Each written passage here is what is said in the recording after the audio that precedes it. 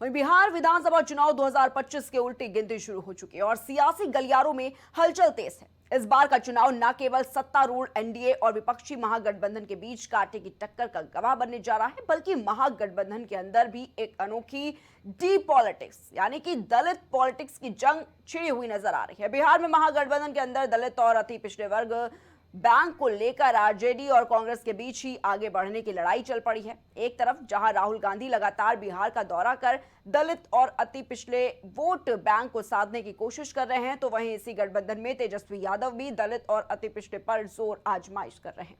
और आपको बता दें कि इसी महीने दरभंगा के अंबेडकर छात्रावास में शिक्षा न्याय संवाद से लेकर पटना में फुले दंपति पर आधारित फिल्म फुले देखने तक राहुल का हर कदम दलित समुदाय को लुभाने की दिशा में है। कांग्रेस ने संगठन स्तर पर भी बदलाव किए हैं। स्वर्ण नेता अखिलेश प्रसाद सिंह को हटाकर दलित नेता राजेश राम को बिहार कांग्रेस का अध्यक्ष बनाया गया और सुशील पासी को सह प्रभारी नियुक्त किया गया। और इसके अलावा राहुल की जातिगत जनगणना और निजी क्षेत्र में आरक्षण की मांग ने दलित और अति पिछड़ा वर्ग में नई उम्मीद जो है वो जगाई है।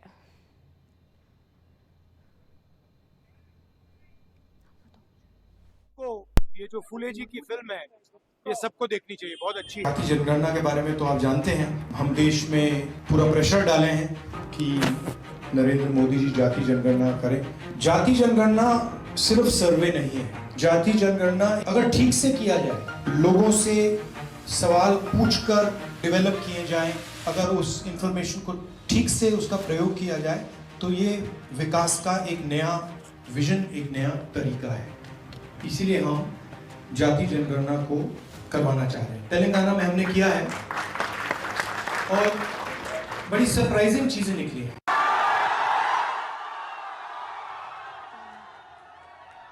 तो बिहार में चुनाव है और देखिए किस तरीके से डीप पॉलिटिक्स पर जो फोकस है वो सारे दलों का नजर आ रहा है। चाहे अगर बात करें डीप पॉलिटिक्स को लेकर, राहुल गांधी भी लगातार अपनी नजर बनाए हुए हैं, चाहे वो फिल्म देखने से लेकर हो या फिर कि किस तरीके से पिछड़ों पर दाव खेलना है, इसको लेकर जो सभी पार्टियां हैं वो अपनी पूरी कोशिश में नजर आ रही हैं। वहीं अगर आपको बताना चाहेंगे कि अखिलेश प्रसाद सिंह को हटाकर दलित नेता राजेश राम को बिहार कांग्रेस का अध्यक्ष भी बनाया गया और सुशील पासी को सह प्रभारी नियुक्त किया गया है। और इसके अलावा आपको बता दें कि राहुल की जातिगत जनगणना और निजी क्षेत्र में आरक्षण की मांग ने दलित और अति पिछड़ा वर्ग में नई उम्मीद जो है वो जगाई है।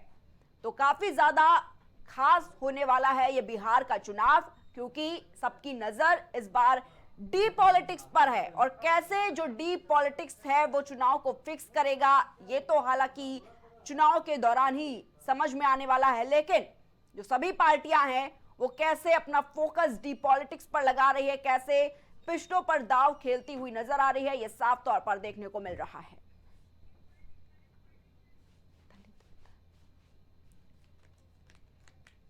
तो दलित वोट बैंक को साधने के लिए लगातार जो सभी पार्टियां हैं वो अपनी कमर कसती हुई नजर आ रही है। और आपको बताना चाहेंगे कि इस पर सभी जो पार्टियां हैं उसकी नजर है। तो दलित वोट बैंक को अपने पाले में करने की, उस पर राजनीति करने की जो पॉलिटिक्स है वो साफ तौर पर नजर आ रही है। और बिहार चुनाव में सबसे ज्यादा जो अहम मुद्दा है वो डी पॉलिटिक्स का है।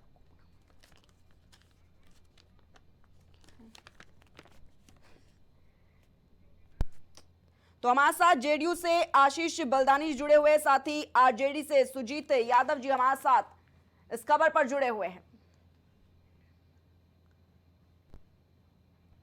तो सबसे पहले आशीष जी आपके पास आना चाहेंगे। आशीष जी, देखा जा रहा है बिहार की राजनीति में जो डी पॉलिटिक्स है यानी कि दलित वोट बैंक को साधने की जिस तरीके से पूरी कोशिश कर रही है पार्टी, क्या कुछ कहना है आशीष जी? ये हमारे बिहार का और हमारे देश का दुर्भाग्य रहा है कि जब आजादी के बाद से कांग्रेसियों ने देश की कमान को संभाला तो उन्होंने जो समीकरण बनाया वो समीकरण सिर्फ और सिर्फ चुनाव जीतने के लिए बनाया, दलितों के लिए कोई समीकरण इन्होंने नहीं बनाया। और आज भी आप देख रहे हो ये कि आपके माध्यम से ही हमें भी पता चला और लोगों को पता चला कि डी पॉलिटिक्स के कर रहे हैं। और डी पॉलिटिक्स में इन्होंने क्या किया, अखिलेश सिंह जी को बिहार का जो अध्यक्ष बनाया था उन्हें हटा के दलित समाज के लोगों को अध्यक्ष बनाया। क्यों? क्योंकि इन्हें चुनाव जीतना है, इन्हें दलित समाज से कोई मतलब नहीं है। दलित के उत्थान से कोई मतलब नहीं है। ये मतलब है सिर्फ चुनाव जीतने से, और चुनाव जीतने के लिए इन्होंने अपने दल में फेरबदल किया है। और आप जहां तक राजद की बात कर रहे हैं, राजद का भी यही चाल चेहरा और चरित्र रहा है। उन्होंने भी 15 वर्षों तक शासन किया, और 15 वर्षों में आप लोगों ने देखा है कि लालू प्रसाद यादव जी अपने पुत्र को सेट करने में लगे हैं। उन्हें दलित, महादलित, अल्पसंख्यक या जिस जाति से वे आते हैं उस जाति के अन्य लोगों से मतलब नहीं है। उन्हें सिर्फ अपने पुत्र से, अपनी पुत्री से ही मतलब रहा है। तो उन लोगों का जो पॉलिटिक्स रहा है, इसे देश की जनता, बिहार की जनता जान रही है। और इस बार कोई भी पॉलिटिक्स नहीं, नीतीश कुमार के विकास पर, मोदी जी के विकास पर और समावेशी विकास पर, सबका साथ, सबका विकास, सबका विश्वास पर पुनः मतदान होगा और एनडीए की फिर से सरकार बिहार में बनेगी। जी ठीक है आशीष जी, हमारे साथ सुजीत यादव भी जुड़े हुए हैं। सुजीत जी, जिस तरीके से देखा जा रहा है बिहार चुनाव में दलित वोट को साधने की पूरी कोशिश में सभी पार्टियां जो हैं वो लगी हुई नजर आ रही है, क्या लगता है चुनाव कितना अपने पाले में कर लेंगे इससे पार्टी? सुजीत जी। देखिए पत्रकार महोदय, दलित की बात है तो हमारी जो पार्टी राष्ट्रीय जनता दल हमेशा दलितों के मान सम्मान दिया है।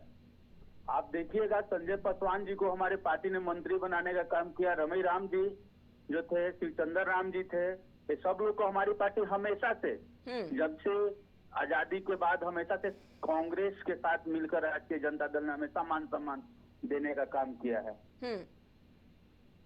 जी ठीक है सुजीत जी।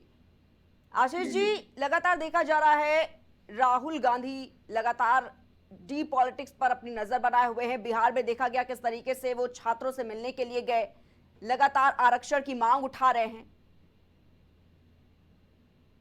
देखिए जी, जब केंद्र में यूपी की सरकार थी तो यूपी की सरकार में वैकेंसी नहीं निकलता था, छात्रों का हक तो मारा जाता था। उस समय राहुल गांधी कहाँ थे? उस समय कहाँ थे? और आज सत्ता से बेदखल है तो उन्हें छात्र की याद आ रही है। ये जग जाहिर है, ये लोग सिर्फ अपने आप को स्थापित करने के लिए कहीं जाते हैं आते हैं। इनका सिर्फ और सिर्फ एक ही उद्देश्य है, किसी प्रकार से फिर से देश में अपना कब्जा करना, बिहार में अपना कब्जा करना। बिहार और देश की जनता इस बात को समझ चुकी है, इसलिए इस बार खांसे में नहीं आएंगे और फिर से नीतीश कुमार को जिताएंगे, एनडीए का सरकार बनाएंगे। जी ठीक है। सुजीत जी, आप किस तरीके से देखते हैं? देखा जा रहा है कांग्रेस पार्टी अपनी पूरी पकड़ बनाई हुई है, दलित वोट बैंक को अपने पाले में करने की कोशिश साध रही है, चाहे वो फिल्म फूले दिखाने से लेकर लगातार छात्रों से संवाद करने तक बात हो। सुजीत जी। देखिए बिहार में इंडिया गठबंधन मजबूत है और भारी मतों से हम लोग बिहार में तेजस्वी प्रसाद यादव जी को मुख्यमंत्री बनाने जा रहे हैं। और इंडिया गठबंधन बहुत मजबूत है बिहार में, क्योंकि हम लोगों ने, आदरणीय लालू प्रसाद यादव जी ने, आदरणीय राहुल गांधी जी ने, इंडिया गठबंधन के तमाम नेताओं ने हमेशा दलितों का मान सम्मान किया है और हम लोग करेंगे दलितों के मान सम्मान, क्योंकि आप देख रही हैं जहां पर भी हाल फिलहाल का आप देखिए, चाहे जब से चुनाव लड़ रहे तेजस्वी प्रसाद यादव कहीं कुछ हो रहा है तो सबसे पहले यही पहुंचने का काम कर रहे हैं। एक बिहार के उप मुख्यमंत्री हैं, अगर सैनिक का भी सम्मान नहीं करते और कहते हैं तेजस्वी प्रसाद यादव जी बताएंगे तब न जाएंगे, ऐसे ऐसे तो पकैती करते हैं लोग, भाजपा वाले लोग और जदयू वाले लोग। ये लोग का बस काम ही है ढकोसला बांधना। तेजस्वी यादव से पढ़ा लिखा क्या आपके पार्टी में नहीं है? तेजस्वी यादव से बहुत पढ़ा लिखा क्या आपके दल में नहीं है? क्या कांग्रेस पार्टी में कोई दलित ऐसा कोई चेहरा नहीं है जो बिहार को के कमान को संभाल सकता है? अगर दलित की बात करते हैं तो ठीक है, ठीक है, बहुत बहुत शुक्रिया आपका हमारे साथ जुड़ने के लिए। तो लगातार देखा जा रहा है बिहार में चुनाव है और सभी पार्टियों का जो फोकस है वो कैसे दलित वोट बैंक को साधने की कवायद में जुटा हुआ है, चाहे वो वोट बैंक को अपने पाले में करने की कोशिश हो या फिर